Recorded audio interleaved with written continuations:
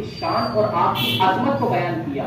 آپ کے بلند عظمت والا اور شان والا ہونے کے لیے اتنی بات کافی ہے کہ آپ شہزادہ مولا کائنات اور آپ کی والدہ فاطمہ الزہرا تمام جنتی عورتوں کی سردار اور خود مصطفیٰ جان رحمت صلی اللہ تعالیٰ علیہ وسلم کے نواسے. کیا آپ کی فضیلتوں کے لیے کیا کم ہے؟ کہ بہت بڑی فضیلتوں کی بات ہے, بہت بڑی فضیلتوں کی بات ہے.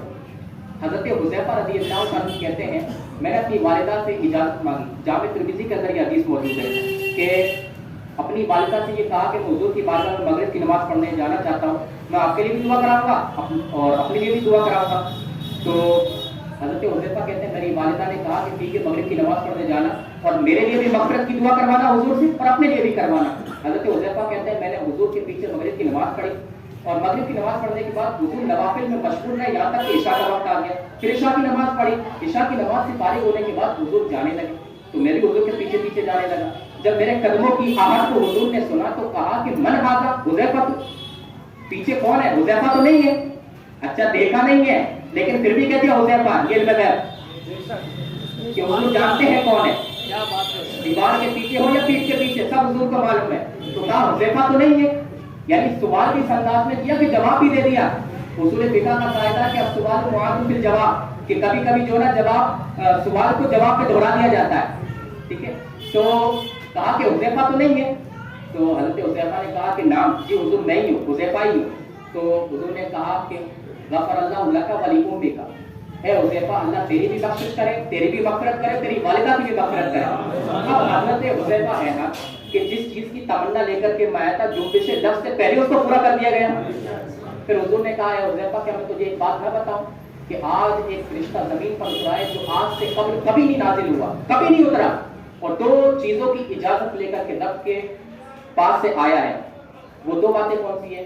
کہا کہ ایک بات تو یہ کہ وہ مجھے سلام پیش کرنے کے لیے آیا اور دوسری مجھے اس بات کی بشارت دینے کے لیے آیا ہے کہ حضرت فاطمہ الزہرا رضی اللہ تعالی عنہا تمام جنتی عورتوں کی سردار اور امام حسن امام حسین جنتی نوجوانوں کے سردار. اس حدیث سے بھی حضرت فاطمہ الزہرا رضی اللہ تعالی عنہا کا جنتی ہونا ثابت ہوتا ہے اور حضرت امام حسن امام حسین کا بھی جنتی ہونا ثابت ہوتا ہے. صرف جنتی نہیں بلکہ تمام حضرت فاطمہ الزہرا رضی اللہ تعالی عنہا کا تمام جنتی عورتوں کا سردار ہونا اور امام حسن امام حسین کا تمام جنتی نوجوانوں کا سردار ہونا یہ ثابت ہوتا ہے.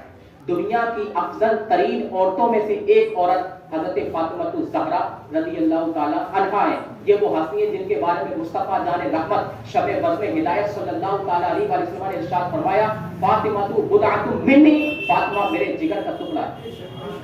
جب ماں اپنے لاڈلے سے, اپنے بیٹے سے, اپنی اولاد سے پیار کا اظہار کرتی ہے نا تو اس پیار کے اظہار کے لیے کچھ الفاظ استعمال کرتی ہے کہ یہ تو میرا لال ہے, یہ تو میرے جگر کا ٹکڑا ہے.